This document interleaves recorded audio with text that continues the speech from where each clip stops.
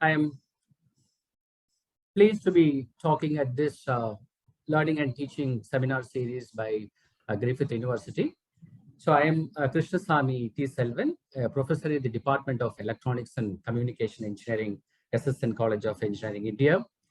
Actually, soon after my undergraduation, I joined Samir Center for Electromagnetics, which is a Government of India R&D institution specializing in microwave engineering.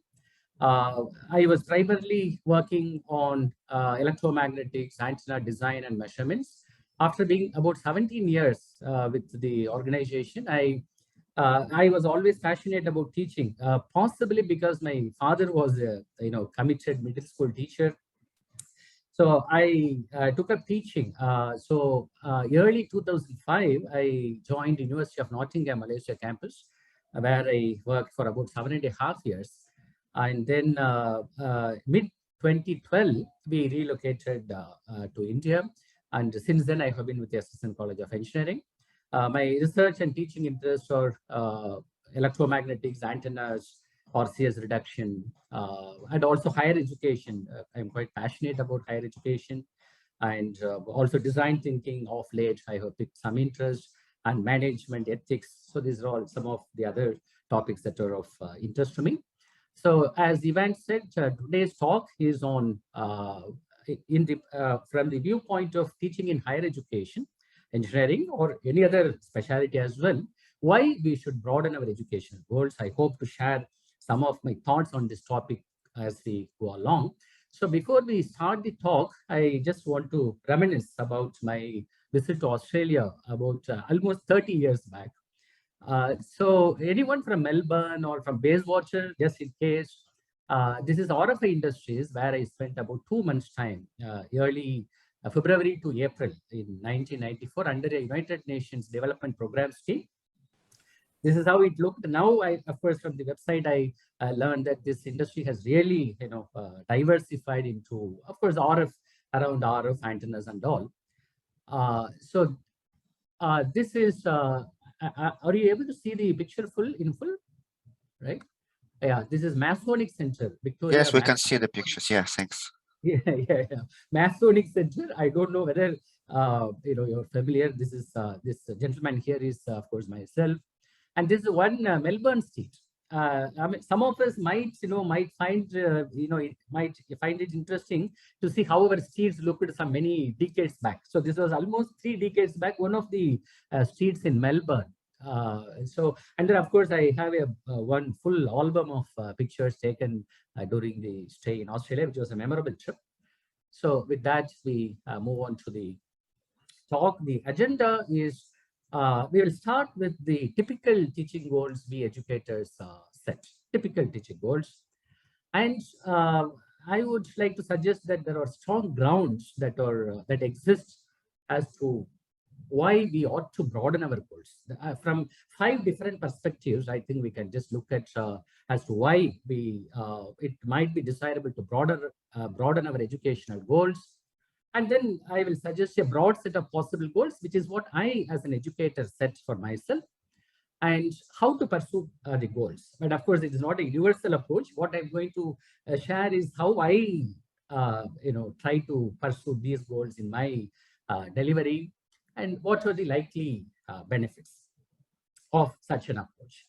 This is what is the agenda for today's talk.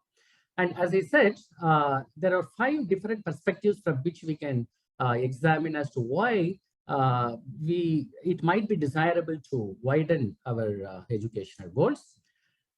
Before that, what are the typical teaching goals we set? Subject proficiency and skill. Obviously, that is, universally, that all of us want our students to become proficient in the subject that we teach, right?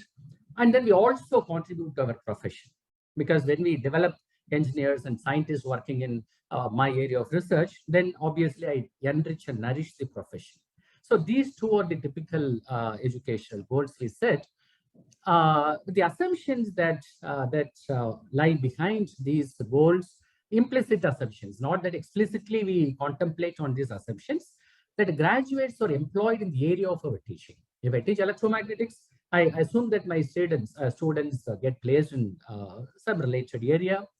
And the purpose of education is essentially instrumental, because especially in modern times, the focus, I mean, there is a tendency to relate education with employment, which also obviously would affect us even without our own knowledge. So these are the implied assumptions that we often make in setting our teaching goals, which are subject proficiency and contribution to profession. Very strong grounds exist for broadening the perspectives and therefore our goals. That is what I believe. It is that belief that has been driving me in the last about 15 years of my academic life. I will share these ideas in the remainder of this presentation. So first thing, when we look at jobs, the assumption that the students we teach get placed in a related field, or even in the broader, for example, electronics engineering or civil engineering, may not exactly be correct. If you look at the Engineers Australia 2019 report, of course, this is a very interesting report with the wealth of information. I have just taken a small bit from there. The percentage of qualified engineers employed in engineering professions, you see different years, 2006, 11, 16. Of course, we are not bothered about the variation that this table represents. That's not important to our discussion this morning. It's more than that. It is only 50 to 60% of engineering graduates get employed in engineering professions. But is this the case only in Australia? Not really. In many other countries also. If you look at UK, for example, according to a 2016 report, engineering projects or schemes are not big enough to recruit all the graduates. So which means students do get placed, graduates get placed in other domains as well. Also in India, many engineering graduates must necessarily find other jobs, such as in IT sector, which is a major employment provider these years. So I have given the references just at the bottom of slide. So colleagues interested in reading up further can look at those references. So this is with reference to job. In most countries, this would be the situation. And secondly, how do students themselves view as to the purpose of higher education? This was very interesting. It was quite illuminating. I was in fact very pleased to understand this kind of perspectives. And these the ideas here are based on two papers. One is 2020 paper, another is 2018, quite recent papers. And reference 4 that you see here, reference 4 is based on a survey taken among students across European universities. And reference 5, these colleagues are in an Australian university, so we can take it that more or less this represents views from students in Australia. And of course, I would not be surprised. I mean, I would really desire that such views are expressed by students anywhere in the world. So what are such views? One is, very interestingly, students, despite being young people, they display a nuanced understanding of the purpose of HE. So which means they think beyond the instrumental purpose of education.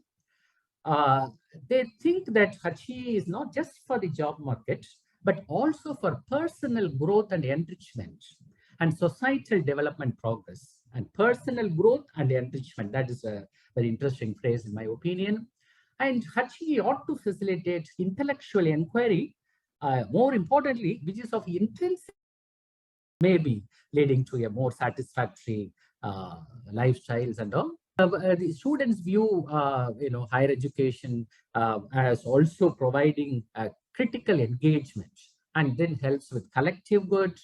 And also this curiosity, HE has a responsibility of making young people curious and inspired.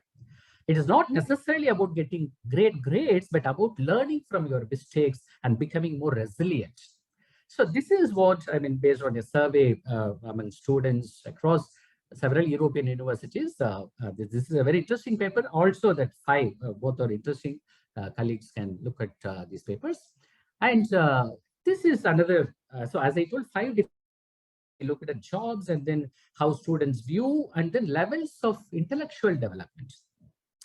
Like when young people go through the different stages of education, starting from primary, secondary, and then university, and then master's, PhD, and all, obviously there is an expectation that they undergo a transition in their intellectual development, isn't it? So there are several models available for this intellectual development. One model I have found to be very quite in line with my own thinking is the Magolta's model, published, which you can find in this paper, reference 6. According to this model, there are four stages of intellectual development that we can associate with. One is absolute knowers. That is in the ladder, Magolta's ladder, that is at the bottom level, we can say, so to speak. Absolute knowers think that knowledge in all aspects of life are perfect. So, which means absolute answers exist for all questions, right? And then next is transitional knowers. Transitional knowers think that absolute knowledge is possible in some areas, whereas uncertainty exists in others. So, partly certain, partly uncertain. And independent knowers believe that knowledge mostly uncertain. And then the highest level is the contextual knowing, where the students at this level think that knowledge is necessarily uncertain, but based on the context, specific context in which we are employing, certain knowledge claims may be better than others. This is the highest level of intellectual development as per Magolta's model, which quite in line with my the way I look at development of students. So this also reaching the last level, that is what we call openness, lifelong learning, critical thinking, reflective thinking, and all. So they are most aligned with the last, probably the previous level also, like independent knowing level. So this is the third perspective. And then the larger, the purpose of education. What are universities for? There are some excellent references, 7 and 8. So please look at 7 and 8 if you're interested. So very concisely, Hachi has the responsibility of developing students so that they can reduce the chaos of information to the order of an analytical argument. Especially when we talk of information age, there is too much of information, right? So how do we help our students make sense out of, too much of information that is available on internet or anywhere? And also a related question is, can we help our students distinguish between the true and the seemingly true? These are all. Now, some of us might think that these are, sort of philosophical questions, but there is an argument against that also. But is it that such values represent a sentimental attachment? Is it that the old academics talk like this and modern young people don't? Not quite, because such values are themselves utilitarian. Because at least, if we take myself, I would like my students to be reflective learners in order that they can succeed in their profession. Without that, without a perspective of critical reasoning, the ability to make sense out of too much of information, how is it that my graduates can possibly do well in profession? I have no idea about that. So these are utilitarian, and they form a bedrock that enables the practical skills to be most intelligently employed. Because it is not about graduates upon graduation immediately getting employed. How they do over their career of, say, 30 years, 40 years, young people, when they graduate, it's not that they are immediately placed and that's the end of it. That's the beginning, right? So how they are going to, engage in their career happily and successfully over a long period of time, that is obviously of interest to education institutions. And a beautiful statement by Drew Fast, who was the 28th president of Harvard. This is an extraordinarily, but just gels with what I would think, but very beautifully articulated. Higher learning can offer individuals and societies a depth and breadth of vision absent from the inevitably myopic present. Human beings need meaning, understanding, and perspective as well as jobs. The question should not be whether we can afford to believe in such purposes in these times, but whether we can afford not to. All right. Yeah, beautifully articulated statement by Drew Fast. So this is the fourth one. And the last one is the national purpose. How do different nations set down the official statements of purpose for higher education? We look at two countries. One is India. the 2020 National Education Policy, which the document reference 9. According to that, higher education, the purpose of higher education is to produce good, thoughtful, well-rounded, creative individuals. Thoughtful, well-rounded, creative individuals, scientific temper, of course, and prepare for meaningful and satisfying life and work roles. This is one of the key phrases here, satisfying life and work roles. So if you look at UK's purpose of higher education, of course, developing capabilities of individuals to the highest potential, enabling effective contribution to society and personal fulfillment. Right? This is I think is a key phrase. Actually, that gels with the India's vision for higher education also. And knowledge and understanding for their own sake, which is again an intrinsic kind of, not necessarily for material benefits or instrumental benefits, but for their own sake. So this is how nations view. I'm sure whether Australia or any country, if we take, this would be our larger purpose of higher education. So considering all this, so we can just summarize the grounds for goal broadening. One is graduates may be placed in a variety of different organizations, not necessarily in the fields or the specialization in which we prepare them. And even if employed in core sector, for example, I teach in electronics engineering, even if they are employed in electronics engineering sector itself, subject proficiency is hardly a sufficient attribute. There are many other skills that, as will be noting. For example, according to an Australian Higher Education Council's report, discipline-specific skills in many areas have only a short life. And what will be needed even in the medium term cannot be predicted with any great precision. This is again very important, but of course, that is the factual statement. But students desire, not just desire, they deserve a more holistic educational experience.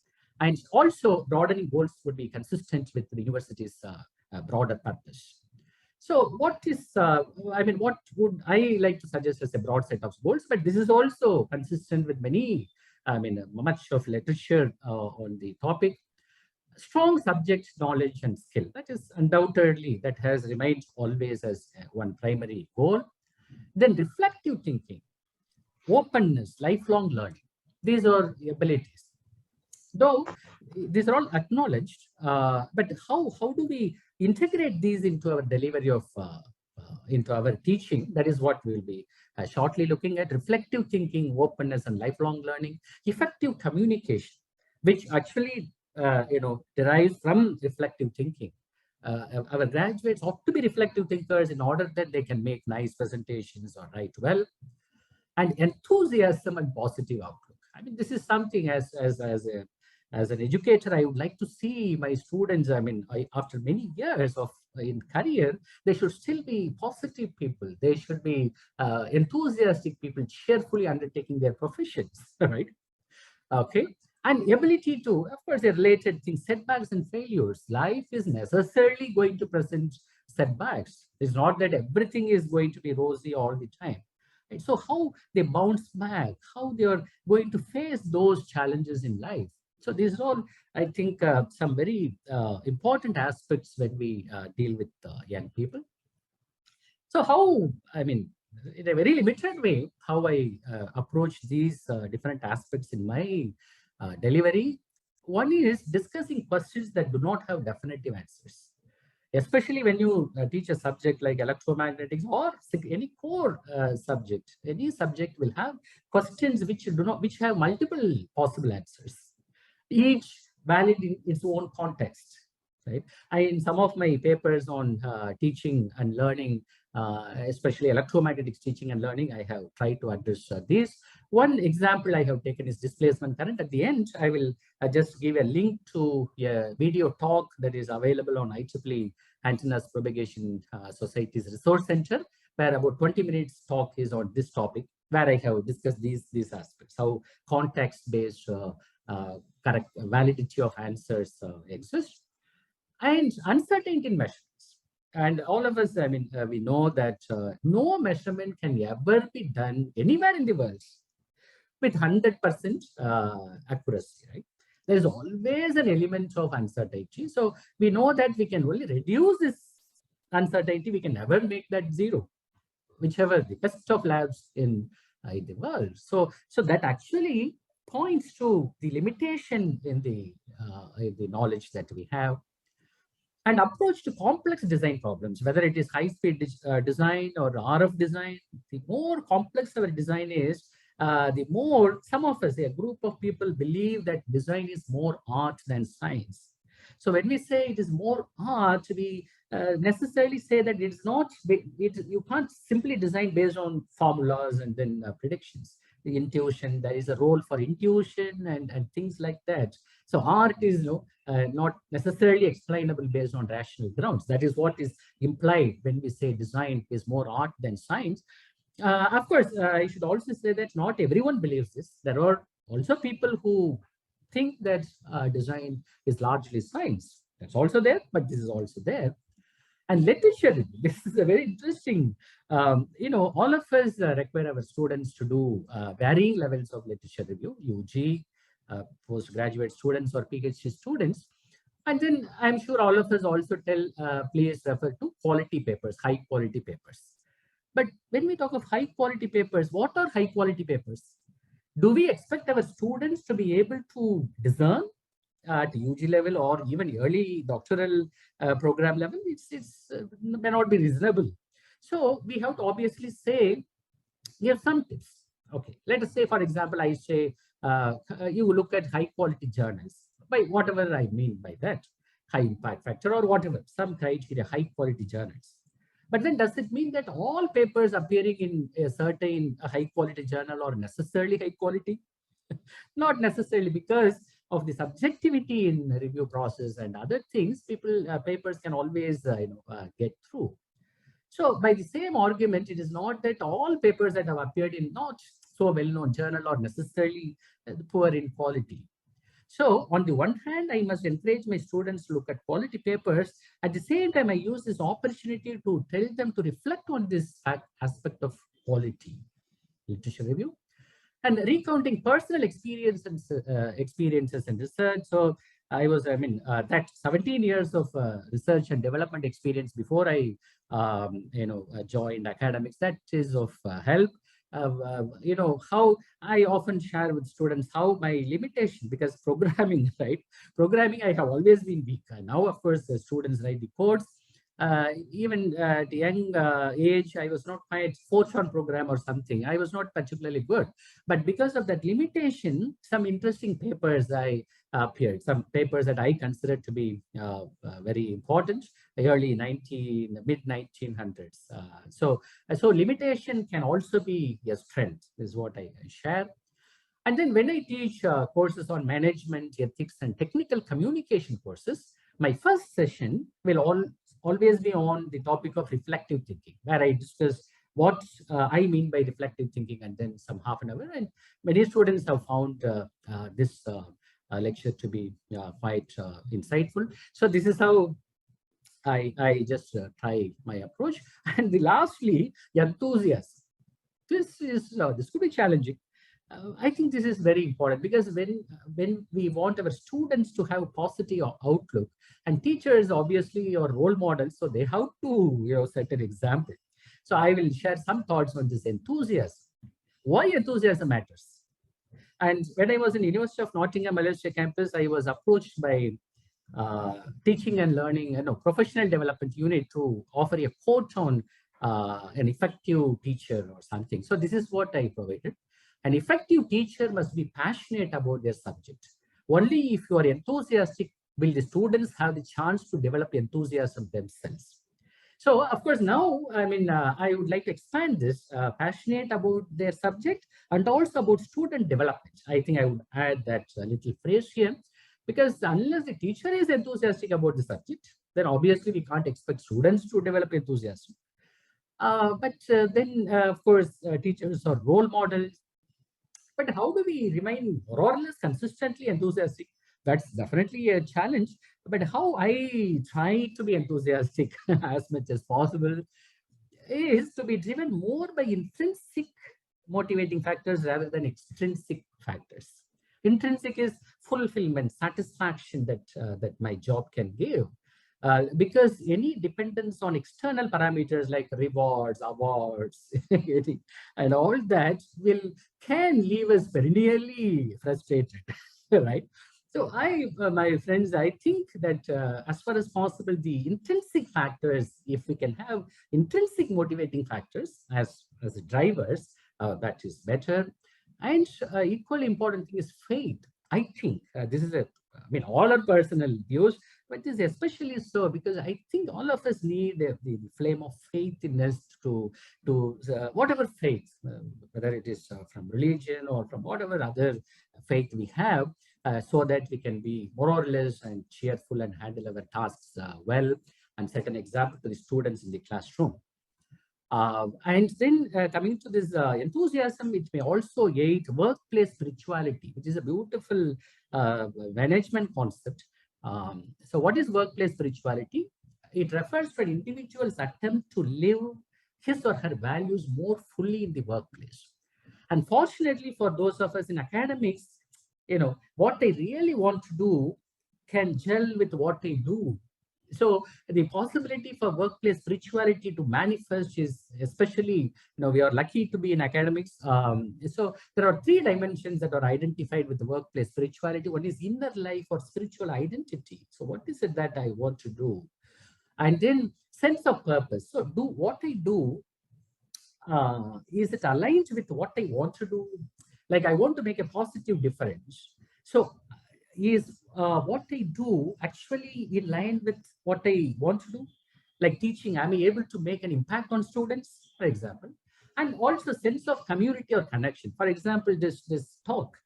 Why is it that we like to share ideas? We are sharing thoughts because we are community of people who have some common interests of propelling high quality education, making a positive difference to the young people around the world.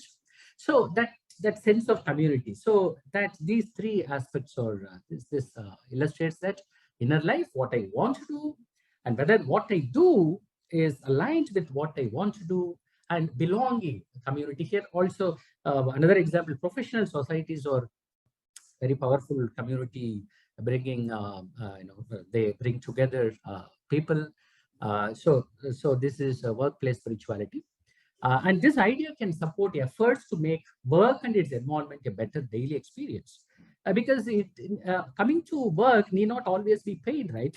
Right, we can also enjoy. In fact, I would think universities are places where people enjoy coming, faculty come so that they can most effectively deliver and interact and engage with the learning community.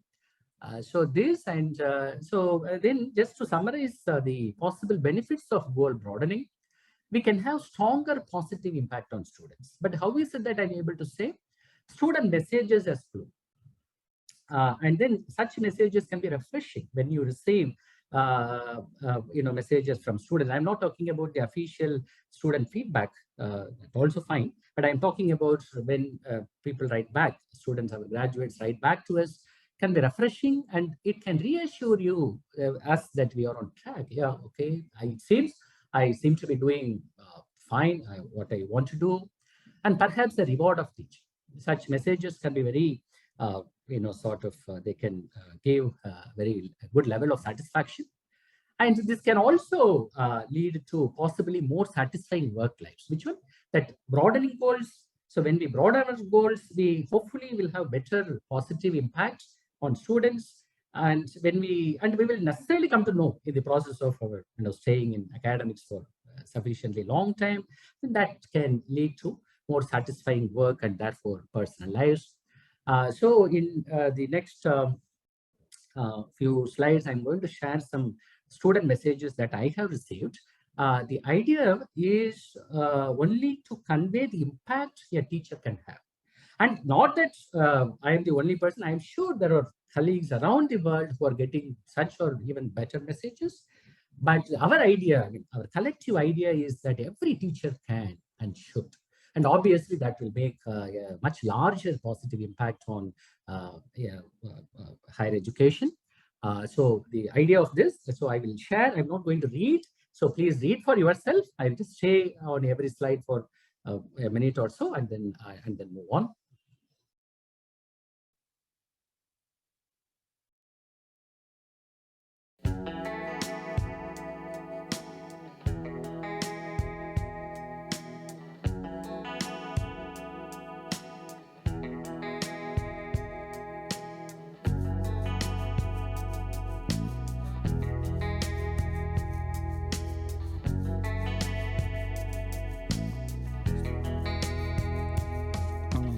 Go to the next slide.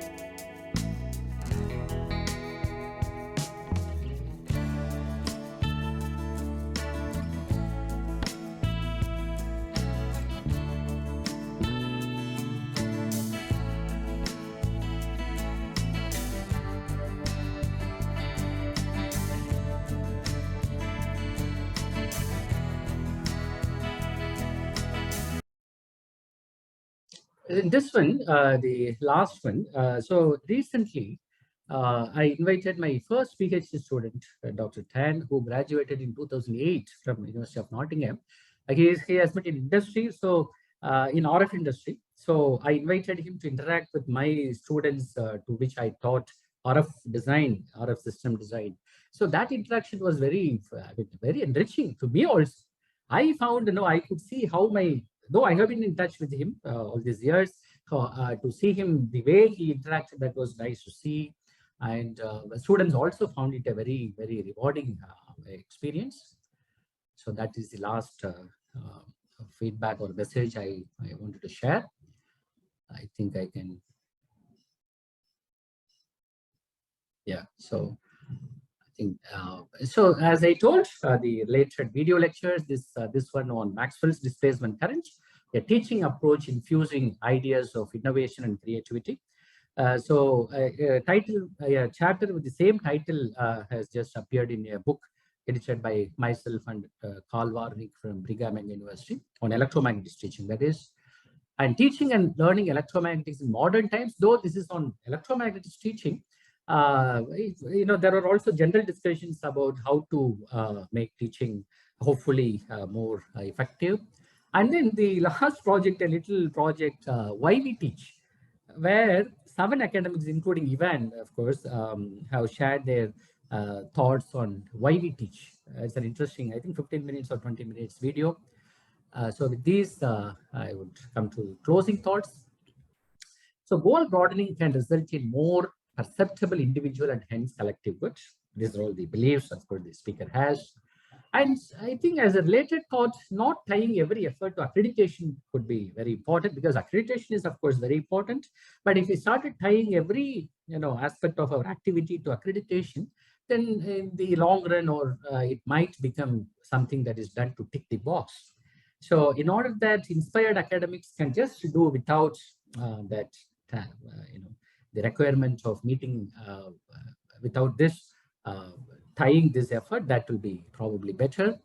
And giving teaching excellence its place. This is also important. Around the world, of course, the focus seems to be more on research. Research is absolutely important because that can positively impact our teaching, but so is teaching as well. So I think the importance that we give, or we ought to give, probably more contemplation has to be there. And retaining in our collective interest, how do we attract and retain inspired academics? This is also very important in the interest of nourishing the profession, the academy, for decades and for years to come. This is also a challenge.